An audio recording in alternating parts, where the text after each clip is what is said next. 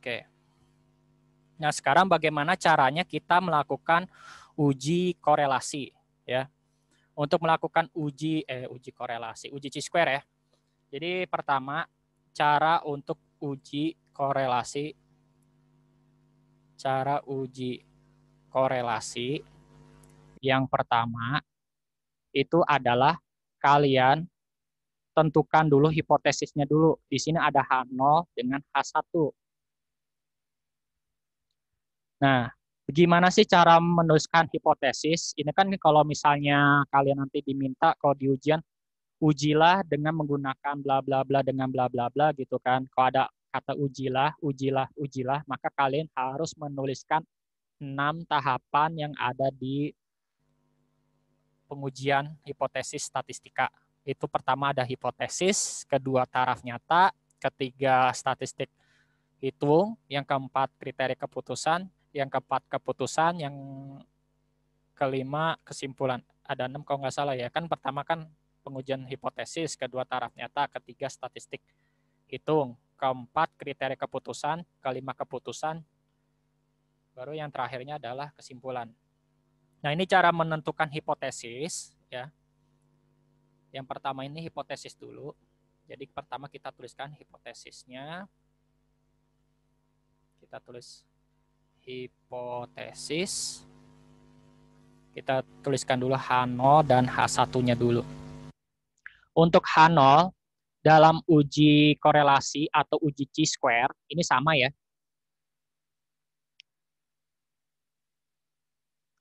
Itu pertama, kalian tuliskan dulu tidak ada hubungan antara, nah, antaranya itu adalah tergantung apa dengan apa yang kalian bandingkan kalimatnya.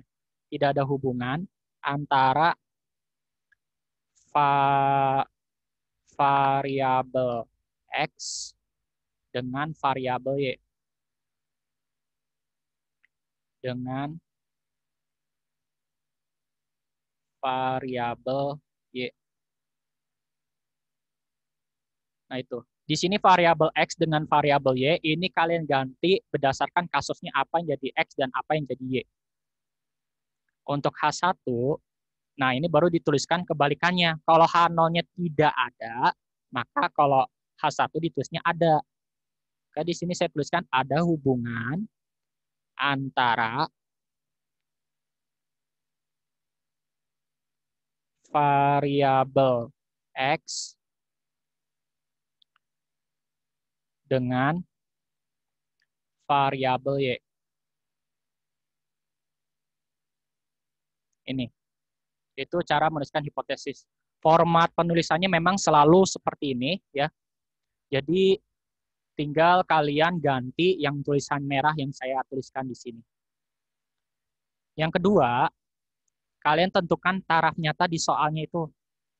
Taraf nyatanya itu berapa? Oh ya, sebelumnya ini kan di tugas kalian kemarin kan ada saya tuliskan taraf nyata sama taraf signifikansi kan ya? Benar nggak kemarin tuh? Iya, Pak. Nah, jadi di sini maksudnya taraf nyata itu sama dengan taraf signifikansi. Jadi istilah taraf ya, taraf ini dia nama lainnya itu adalah tingkat ya. Jadi taraf itu sama dengan tingkat. Jadi taraf nyata itu sama aja dengan taraf signifikansi. Jadi kalau disebut dengan nyata berarti signifikansi ya. Jadi itu. Ini yang sebagai catatan istilah-istilah kalian ini ya. Nah, kemudian taraf nyata ini kalian tentukan di soal itu alfanya berapa di sini.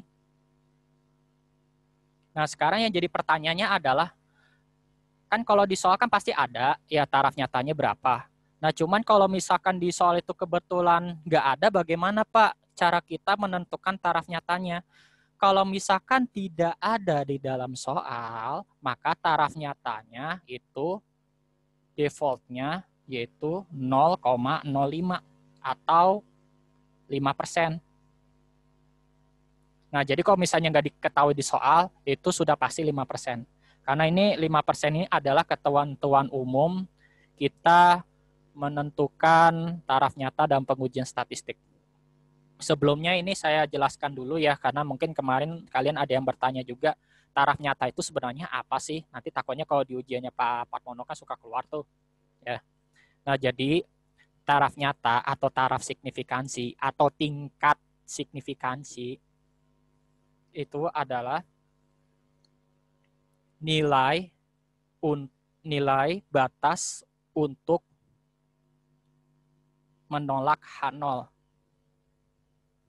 Jadi taraf nyata itu adalah nilai batas untuk menolak H0.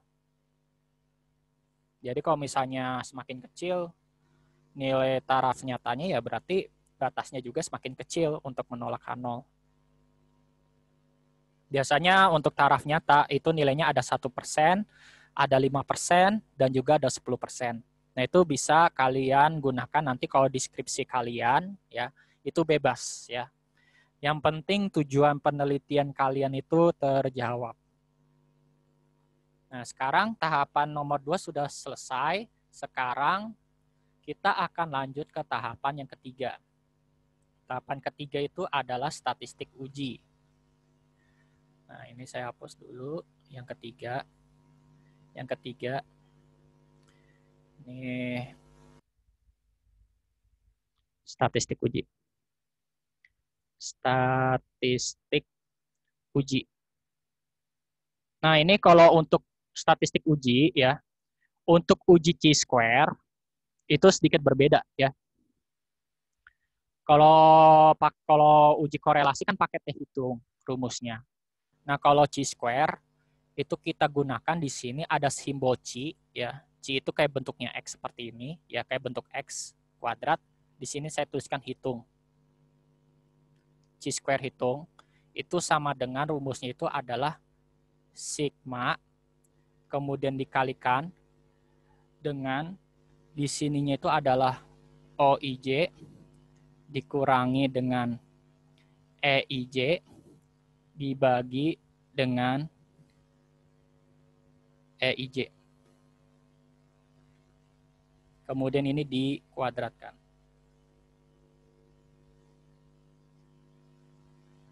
Itu rumusnya. Dengan di sininya OIJ itu adalah rumusnya ya. Ini sebentar saya cek dulu. Oh ya, ada yang kebalik di sini, sorry. Ini yang dikuadratkan itu yang di atasnya ya. Jadi yang dikuadratkan itu adalah yang di atas ini. Ini yang dikuadratkan itu yang di atas ini. Nah, OIJ itu adalah observasi baris ke I, kolom ke J. Itu. Selanjutnya, EIJ di sini adalah nilai harapan ke nilai harapan baris ke I,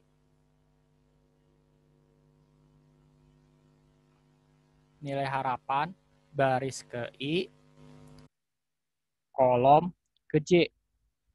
Itu. Bagaimana sih cara mencari nilai harapan? Caranya adalah kalian cari ya nilai EIJ itu sama dengan yaitu dengan rumus seperti ini.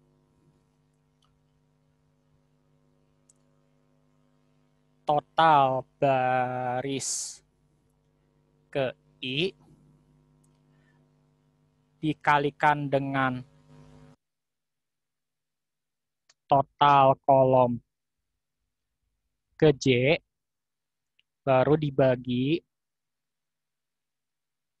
dengan total keseluruhan.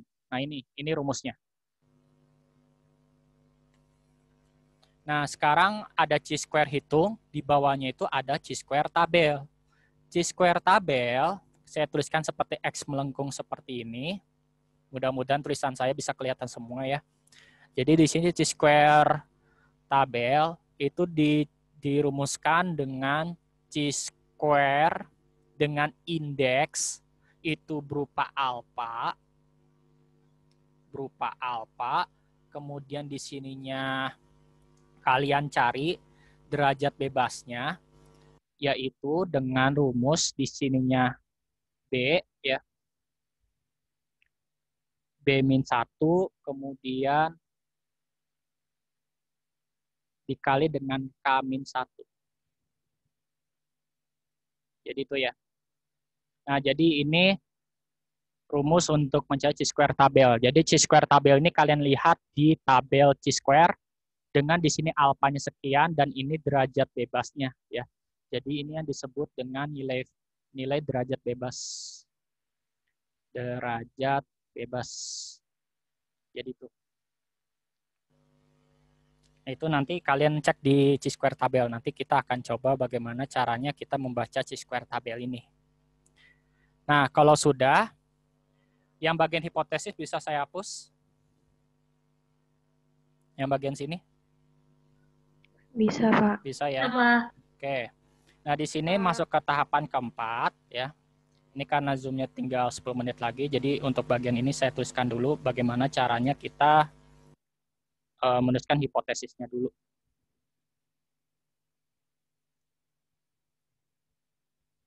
Nah, jadi yang setelah kalian menuliskan chi-square tabel, itu pertama kalian setelah menuliskan chi-square tabel, di sini B ini ingat ya, B itu jumlah barisnya ada berapa dengan kolomnya ada berapa. Jadi ada berapa banyak baris dan ada berapa banyak kolom. Yang keempat, kita tuliskan kriteria keputusan. Kriteria keputusan. Nah, kriteria keputusan, pertama, kalian tuliskan dulu tolak H0. Tolak H0 jika nilai chi-square hitung itu lebih besar dari chi-square tabel. Nah, sementara kebalikannya yaitu terima H0.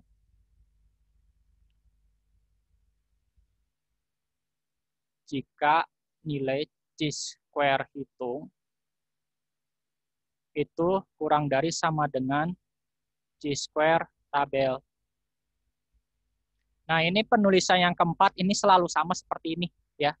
Jadi nggak ada yang dirubah. Jadi memang harus ditulis di tahapan nomor 4. Yang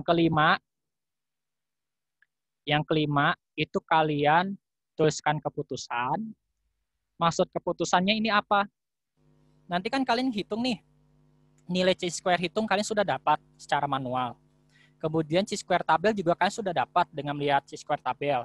Nah, apakah nilai chi-square hitung itu lebih besar dari chi-square tabel? Nah, itu kalian bandingkan di tahapan ini. Kalau lebih besar, maka dapatnya tolak H0. Kalau lebih kecil, dapatnya terima H0. Nah, baru yang tahapan ke-6, itu baru kalian tuliskan kesimpulannya apa. Sebagai catatan dari pertemuan sebelumnya, ya, kalau misalnya nanti kalian dapatnya tolak H0, kalau tolak H0, berarti yang diambil dalam kesimpulannya itu adalah kalimat yang ada di H1. Nah, cuman kalau misalkan kesimpulannya itu adalah terima H0, maka kesimpulan yang diambil adalah H0. Nah, jadi ini adalah cara-cara untuk uji chi-square-nya ini. Sampai sini ada yang mau ditanyakan dulu, boleh?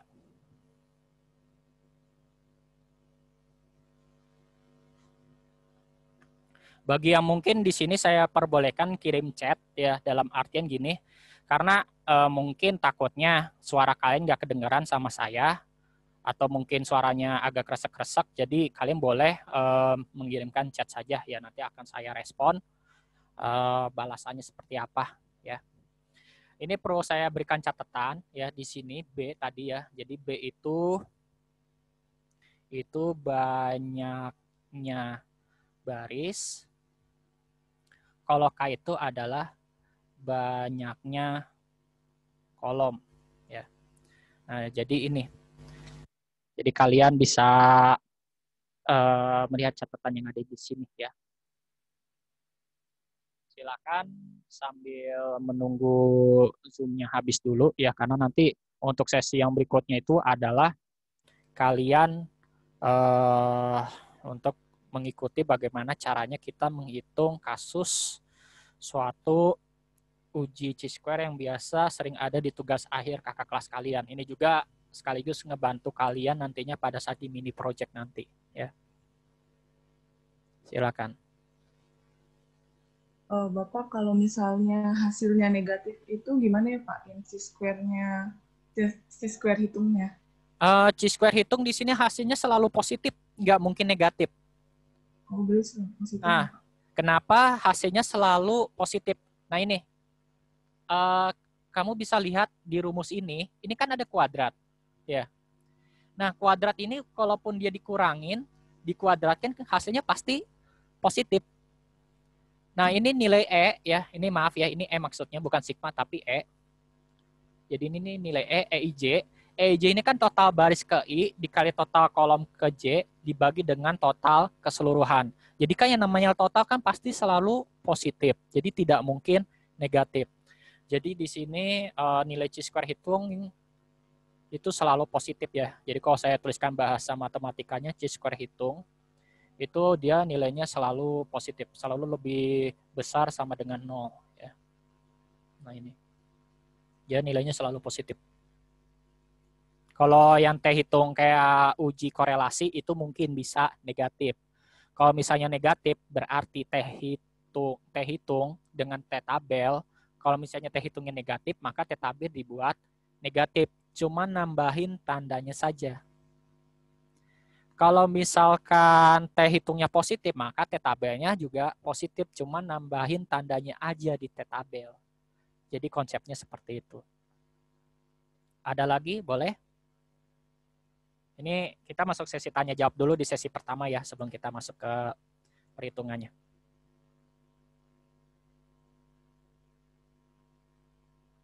Silakan ya.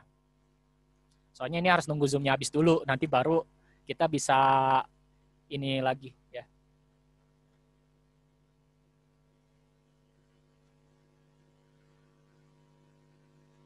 Masih ada 2 menit lagi ya. Bapak, ini pengerjaannya pakai aplikasi ya Pak? Apa gimana?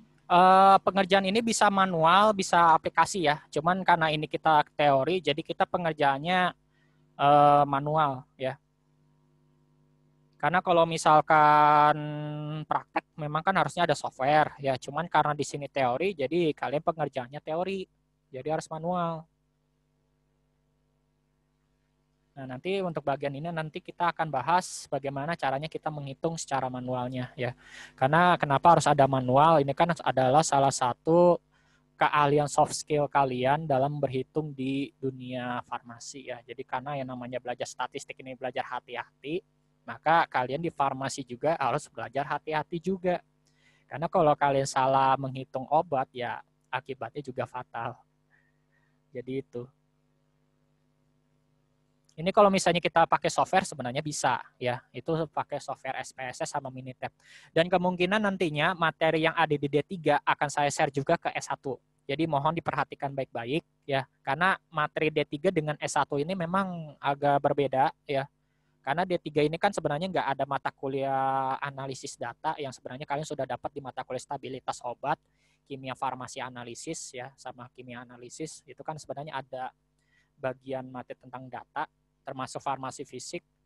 Jadi untuk D3 ini sebenarnya banyak banget yang belum kesampaian. Jadi emang materinya agak lumayan berbeda dengan S1 ini. Tapi tenang saja, akan saya share materinya untuk yang S1 maupun yang D3 ini.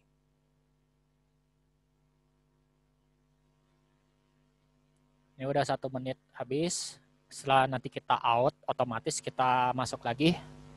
Nanti kita akan lanjut ke contoh soal berikutnya ya. Karena ini saya harus menunggu waktu habis dulu, ini baru bisa kita masuk ke sesi kedua.